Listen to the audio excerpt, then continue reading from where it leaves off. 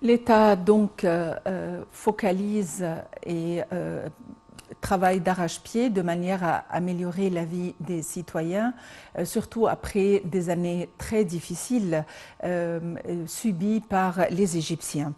Donc, dans ce sens, il y a eu plusieurs initiatives, que ce soit des initiatives dans le domaine de la santé, des initiatives sociales ou autres, susceptibles de renforcer les capacités des citoyens et de leur favoriser une vie meilleure. Et pour nous donner plus d'éclaircissements concernant ces projets, nous avons le plaisir d'avoir en ligne Dr Nadim Samna, qui est expert en économie. Dr Nadim Samna, bonjour et bienvenue avec nous. Bonjour. Docteur Nadim Samna, l'État a eu plusieurs agendas et plusieurs visions susceptibles de rendre la vie des citoyens meilleure à travers plusieurs initiatives et projets nationaux. On aimerait jeter la lumière sur ces projets et ces initiatives.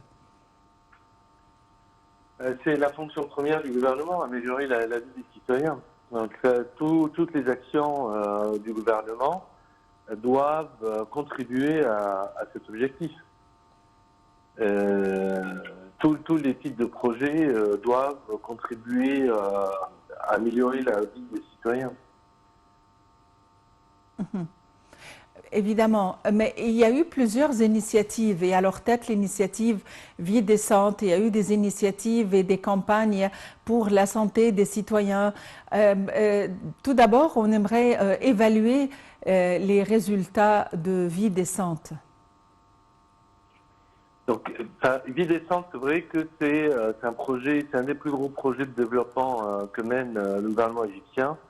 On parle d'un projet qui a touché 60 millions d'Égyptiens, c'est quand même beaucoup de personnes, et surtout ce sont les couches les plus défavorisées, enfin, les couches qui ont été les plus pauvres, qui ont vraiment besoin de l'aide de l'État. Aujourd'hui, on n'a pas encore on va dire, de résultats chiffrés de vie décente. On sait que le gouvernement il mène ce projet il continue à ouvrir de nouvelles routes, des écoles, des hôpitaux, enfin toute l'infrastructure qui est mise en place, dans ce projet. Mais de toute façon, les résultats de vie décente, c'est sur le long terme. C'est tous les bénéfices qui sont visés par ce projet. Déjà, oui, l'amélioration des conditions des citoyens vivant dans les milieux ruraux, limiter l'exode rural, améliorer la santé, l'éducation, tout ce qui est, on va dire, les indicateurs de développement humain de l'Égypte à travers ce projet. Donc ça, c'est vraiment très important.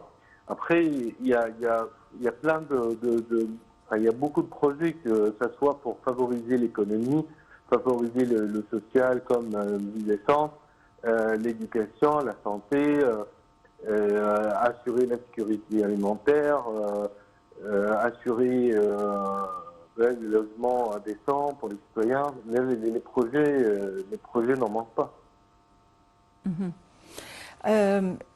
Qu'en est-il quant aux projets d'entrepreneuriat qui aident les jeunes, les entrepreneurs, les micro-projets pour les femmes qui se trouvent dans les sociétés rurales qui n'ont pas d'accès au financement bancaire? C'est vrai que l'entrepreneuriat, il y a tout le développement de microfinance en Égypte, et je pense que l'Égypte fait partie des pays les plus avancés en termes de microfinance. Et le microfinance, quand on connaît un petit peu, on apprend tout de suite que ce sont essentiellement les femmes qui sont clientes des institutions de microfinance et qui souvent empruntent pour avoir un petit projet, on va dire, à la maison, pour avoir un petit commerce, pour avoir une sorte de source de revenus. Et pourquoi les institutions de microfinance favorisent les femmes, c'est parce que ils trouvent que c'est meilleure cliente, elles remboursent,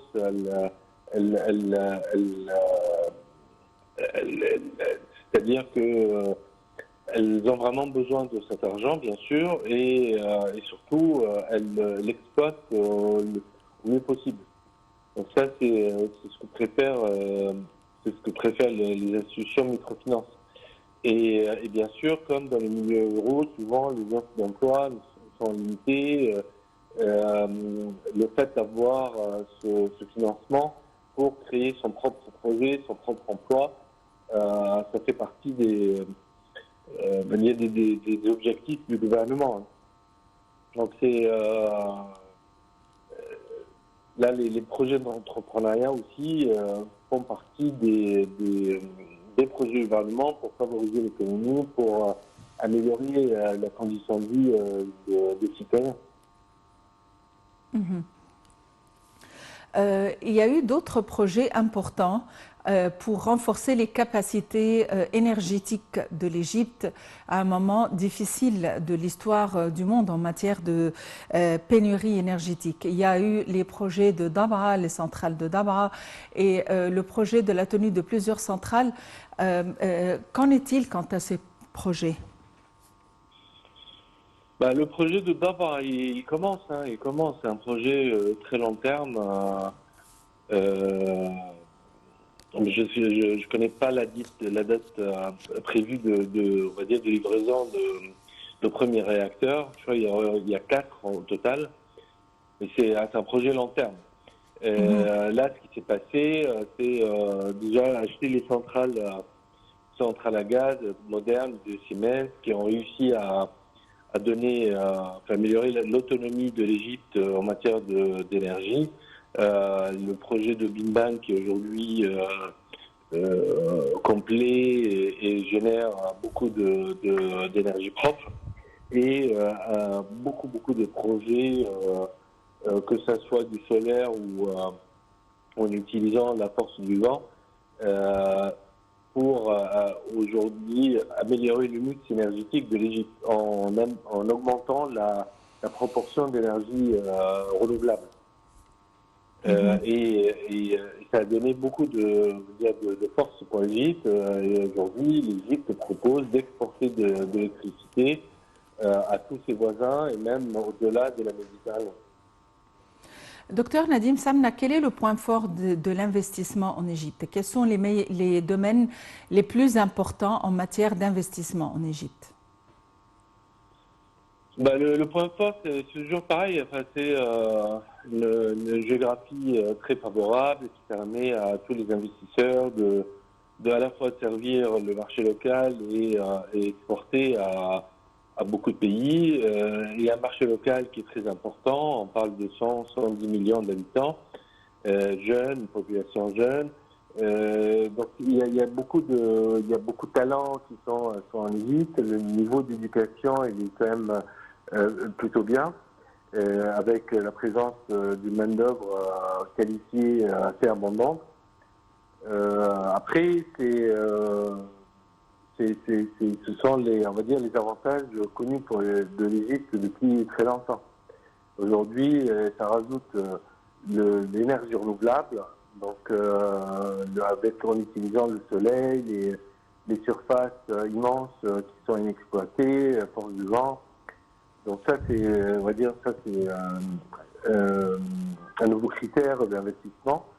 Là, ce qu'il faut, c'est avoir un peu plus de visibilité sur les politiques économiques de l'Égypte, sur les politiques fiscales, sur les différentes lois. Et je pense que depuis un an, le gouvernement a fait beaucoup de progrès dans sa matière. On parle de la licence dorée ou la licence unique qui commence à avoir du succès. Et il y a beaucoup de demandes en cours.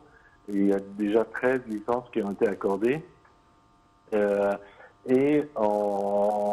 gouvernement aussi a publié le document de la propriété de l'État. En tout cas, tout ça, tous ces efforts vont améliorer le climat général des affaires en Égypte. Il reste encore quelques petites choses, notamment on va dire les prévisions du cours de dollar et libérer un peu plus le commerce pour vraiment favoriser les investissements en Égypte. Et quels sont les domaines d'exportation les plus importants de l'Égypte? Aujourd'hui, l'exportation de l'Égypte, les exportations de l'Égypte sont essentiellement les hydrocarbures, surtout l'année dernière avec l'augmentation du prix du gaz naturel. Il y a aussi beaucoup d'exports de produits agricoles.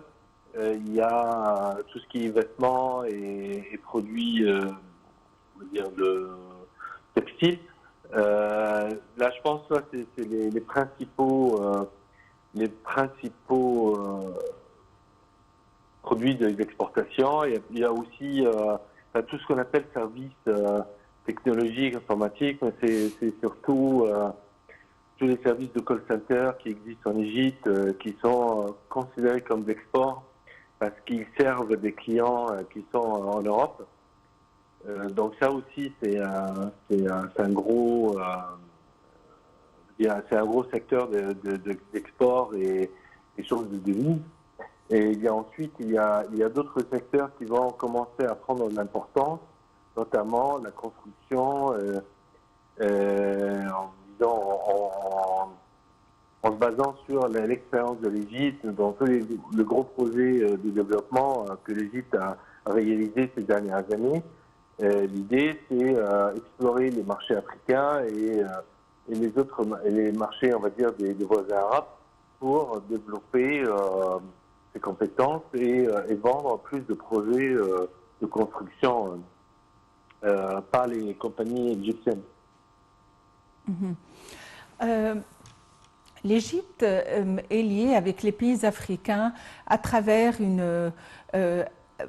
un commerce interne, un échange commercial intra- ou inter-africain. En quoi consistent nos échanges? Aujourd'hui, il y a beaucoup d'obstacles qui limitent on va dire, le commerce en Afrique de manière générale. Il y a l'infrastructure qui limite les transports, il y a des problèmes de douane, il y a un problème aussi de paiement, parce que tous les pays comme l'Égypte ont aussi des problèmes pour la possession de devises étrangères. Et le but, c'est trouver des produits pour réaliser des transactions, on va dire, où l'Égypte exporte des produits et en retour reçoit d'autres produits ou peut-être des matières premières que les pays africains produisent. Moi, je pense que c'est la meilleure solution pour favoriser le commerce avec les pays africains.